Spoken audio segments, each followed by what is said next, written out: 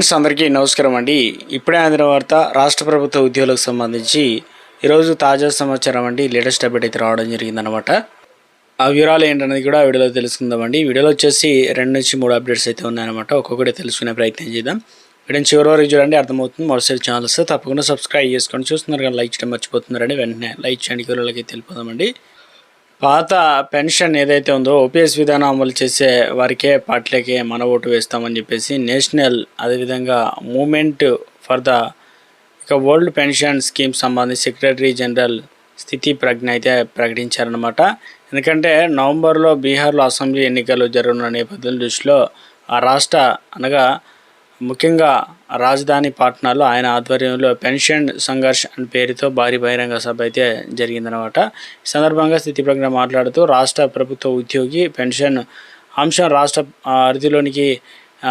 పరిధిలోనిది అన్నారు. ఇటీవల దేశంలో దాదాపు కొన్ని పార్టీలు తమ మేనిఫెస్టోలో సిపిఎస్ను రద్దు చేసి పాత పెన్షన్ అమలు చేస్తామని, తెలంగాణ కర్ణాటకలో సిపిఎస్ ఉద్యోగులు మద్దతు అధికారంలోకి వచ్చాయని చెప్పేసి, అందువల్ల ఆయా రాష్ట్రాల్లో పాత పెన్షన్ పునరుద్ధరించి తర్వాతనే బీహార్లో తమ సిపిఎస్ను ఉద్యోగులు ఆయా పార్టీలకు అయితే మద్దతు అయితే ప్రకటిస్తున్నాయనే విధంగా ఒక అప్డేట్ అయితే రావడం జరిగిందండి.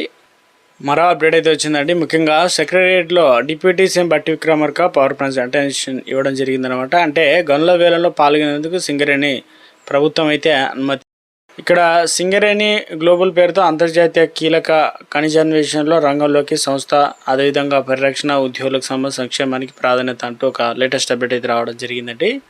మరో అప్డేట్ అయితే వచ్చిందండి. ఇక 317 జీవో అమల్లో అవకతవకలు రగులుతున్న గురుకుల ఉద్యోగులు ముఖ్యంగా ఇష్టారీతిగా ఉద్యోగుల బదిలీ చేయడంతో పాటు తప్పులను సవరించాలని చెప్పేసి డిమాండ్, అదేవిధంగా లేదంటే ఉద్యమ కార్యాచరణ తప్పదని చెప్పేసి ప్రభుత్వానికి హెచ్చరిక. 25న బస్సు యాత్ర చేపట్టాలని ఎస్సీ గురుకుల సొసైటీలు అయితే నిర్ణయం తీసుకోవడం జరిగిందనమాట.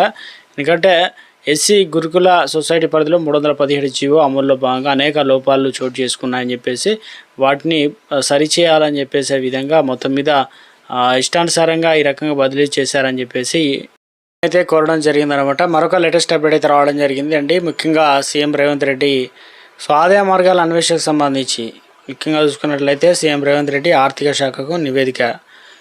ఆదాయాన్ని పెంచుకునేందుకు గాను మార్గాలను రాష్ట్ర ప్రభుత్వానికి సంబంధించి వివిధ మార్గాలు ఏదైతే ఉన్నాయో వాటికి ప్రతి నెల ఖర్చులు పెరిగిపోవడం, అదేవిధంగా సంక్షేమ పథకాలు నిధుల కొరత ఏర్పడడం వల్ల ఆదాయం పెంచాలని కూడా నిర్ణయం తీసుకోవడం జరిగింది. వచ్చే ఆర్థిక సంవత్సరం అనగా ఏప్రిల్ నుంచి లోటు లేకుండా 5 సంవత్సరం పకడ్బందీగా ఫోకస్ పెట్టడం జరిగిందనమాట. ఈ మేరకు ప్రతిపాదన కూడా సిద్ధం చేసినట్టు సీఎం రేవంత్ రెడ్డి అందజేస్తున్నారన్నమాట. ఇక ప్రభుత్వంలో ఏదైతే వస్తున్న ఆదాయం దాదాపు 60% నిధులు ఉద్యోగుల జీతాలకు, అదేవిధంగా పెన్షన్లకు, గత ప్రభుత్వం చేసిన అప్పులకు, కిస్తీలకు, వడ్డీలకు చెల్లిస్తున్నారన్నమాట. ఇక గ్రీన్ ఛానల్లో ఉన్న ఆసరా పెన్షన్లు వంటి కొన్ని ముఖ్యమైన పథకాలు ప్రతి నెల కూడా చెల్లిస్తున్నారన్నమాట. ఆదాయ మార్గాలు పెంచే దిశలో ప్రభుత్వం అయితే కసరత్తు అయితే చేయడం జరిగిందనమాట. ముఖ్యంగా చూసుకున్నట్లయితే ఏ రకంగా అంటే ముఖ్యంగా మద్యం దుకాణాలు లైసెన్స్ జారీ చేయడం, ఓఆర్ఆర్ పరిధిలో మార్కెట్ల విలువ పెంపు, ఇవన్నీ కూడా ఇసుక రీచ్లను ఒకసారి గుర్తించి వాటిపైన రాబడి, స్వగృహ ఇండ్లు కావచ్చు, ఓపెన్ ప్లాట్ల వేలం, అదేవిధంగా ప్రభుత్వ స్థలాలకు సంబంధించి విక్రయంతో పాటు వాణిజ్య పనుల్లో కూడా సంస్కరణలు, ఇక 1 టైం సెటిల్మెంట్ బకాయిలు వసూలు చేయాలని చెప్పేసి సర్కార్ అయితే భావిస్తుంది అనమాట. దీనివల్ల ఆదాయం పెంచుకొని తెలంగాణ రాష్ట్రంలో ముఖ్యంగా ప్రతి నెల కూడా 700 నుంచి 750 కోట్ల పెండింగ్ బకాయిలు అయితే రిలీజ్ చేస్తున్నారు. ఈహెచ్ఎస్ సంబంధించి కమిటీ అయితే వేయడం జరిగింది. ఇందుకు సంబంధించి అంటే క్యాష్లెస్ పేమెంట్ జరగడానికి విధి విధానాలు అన్నీ కూడా ఖరారు అవుతున్నట్లు అప్డేట్స్ అయితే వస్తున్నాయి. దాంతోపాటు తెలంగాణ రాష్ట్రంలో మరి ముఖ్యంగా ఈరోజు పంచాయతీ ఎలక్షన్కి సంబంధించి ఏ విధంగా వెళ్ళాలి అనేది సీఎం రేవంత్ రెడ్డి అధ్యక్షతన మీటింగ్ అయితే నిర్వహించనున్నారన్నమాట. ఇక క్యాబినెట్లో ప్రభుత్వ ఉద్యోగులు సంక్షేమ పథకాలకు, అదేవిధంగా స్పెషల్గా వచ్చేసి వీటిపైన నిర్ణయం తీసుకునే ఛాన్స్ అయితే ఉన్నట్టు తెలుస్తుంది. చూడాలి ప్రభుత్వం నుంచి ఏ నిర్ణయం, ఏ చిన్న అప్డేట్ వచ్చినా వెంటనే వీడియో రూపంలో తెలియజేస్తానని. చూస్తున్న ప్రతి ఒక్కరు లైక్ చేసి ఛానల్ సబ్స్క్రైబ్ సపోర్ట్ చేయండి. Thanks for watching.